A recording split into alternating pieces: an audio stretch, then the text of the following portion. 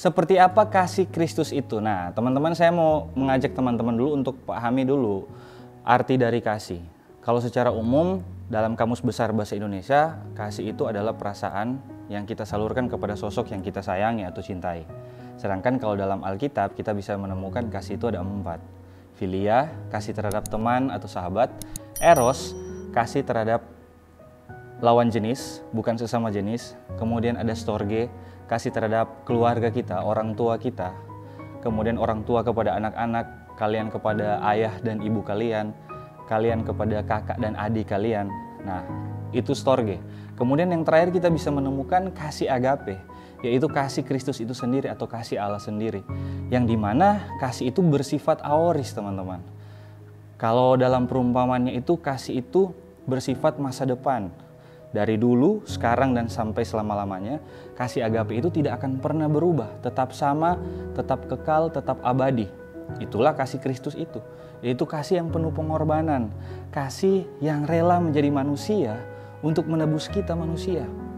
Kalau teman-teman perhatikan dalam Yohanes 21, ayat yang ke-15 sampai 19, di situ teman-teman bisa melihat ketika Petrus dan Yesus saling ngobrol nih. Mereka bercakap-cakap, Yesus menanyakan kepada Petrus, "Petrus, apakah engkau mengasihi aku?" Jawab Petrus, apa? Petrus mengasihi Yesus. Namun kalau teman-teman meneliti lebih dalam lagi, ternyata yang dimaksudkan oleh Tuhan Yesus, apakah Petrus agape kepada Yesus?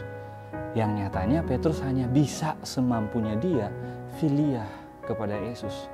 Nah, dari sini kita bisa mengerti, teman-teman, bahwa seperti apa kasih Kristus itu? Ya, kasih Kristus itu adalah kasih tanpa pamrih. Kasih yang penuh pengorbanan seperti yang saya bilang tadi. Kasih yang abadi, universal. Buat semuanya yang percaya kepada Yesus. Dampak dari kasih Kristus itu. Nah, tadi kan di pertanyaan pertama saya udah jawab ke teman-teman bahwa kasih Kristus itu penuh pengorbanan, menyeluruh universal kepada semua orang, tapi dalam tanda kutip yang percaya. Nah, coba kita buka sama-sama dalam Yohanes 3 ayat 16. Di situ dikatakan seperti ini. Karena begitu besar kasih Allah akan dunia ini sehingga Ia telah mengaruniakan anaknya yang tunggal, supaya setiap orang yang percaya kepadanya tidak binasa, melainkan beroleh hidup yang kekal.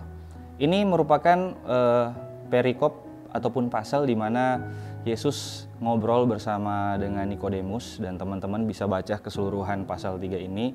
Tapi dalam pasal 3 ini, dalam Yohanes ini ada 2 tema utama, yang dimana tema pertama di ayat pertama sampai ayat ke-15 itu berbicara tentang kelahiran baru. Namun di ayat 16 sampai ayat yang terakhir, ayat 21, itu berbicara tentang konsekuensi dari kasih Kristus, dampak dari kasih Kristus. Dan bukan sebuah kebetulan yang kita baca ini masuk dalam tema kedua, yaitu konsekuensi dari dampak kasih Kristus. Yang dimana ada 2 hal yang saya mau katakan ke teman-teman. Apa sih dampak kasih Kristus itu? Yang pertama, kalau dalam pembacaan yang kita baca tadi, supaya setiap orang yang percaya, berarti dampak kasih Kristus ketika kita sudah menerima kasih Kristus itu, sudah meresponi kasih Kristus itu, kita akan memiliki keyakinan teguh terhadap Yesus Kristus. Bukan hanya sekedar percaya, karena kata percaya dalam ayat ini ditulis sebanyak 98 kali, teman-teman. Bukan hanya sekedar percaya, kita juga harus teguh, harus yakin, harus taat kepada Kristus. Jadi nggak sembarangan orang untuk, saya percaya kepada Yesus. Apakah teman-teman sudah taat? Apakah teman-teman sudah yakin bahwa Ia adalah juru selamat yang hidup? Makanya kita harus percaya apa itu kasih Kristus. Kita harus taat dengan namanya Tuhan Yesus, kepada Tuhan Yesus. Karena ketaatan di sini adalah aspek hakiki dari iman yang menyelamatkan. Kemudian yang kedua, teman-teman, apa sih dampak dari kasih Kristus itu? Seperti di ayat yang kita baca tadi, Yohanes 3 ayat 16, di situ dikatakan semua orang yang percaya kepadanya tidak binasa, melainkan, ada koma di situ, melainkan beroleh hidup yang kekal. Jadi yang kedua yang saya mau bagikan kepada teman-teman adalah dampak dari kasih Kristus itu adalah memiliki perubahan hidup. Roma 12 ayat 1 dan 2 di situ secara singkat menjabarkan bagaimana mempersembahkan tubuh kita sebagai persembahan yang hidup, yang kudus, yang berkenan kepada Allah. itu adalah ibadah kita yang sejati, sehingga kita bisa membedakan manakah kehendak Allah, apa yang baik dan yang berkenan kepada Tuhan. Memiliki perubahan hidup berarti kita menuju kepada sebuah kesempurnaan ketika kita sudah meresponi kasih Kristus itu. Di bulan Desember ini yang saya mau katakan kepada teman-teman, kita merayakan, memperingati hari kelahiran Kristus. Berarti kita harus meresponi apa yang menjadi karya penyelamatan Dia bagi kita.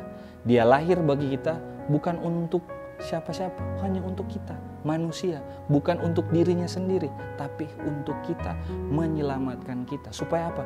Kita percaya kepadanya. Supaya apa? Yang kedua, kita memiliki perubahan hidup.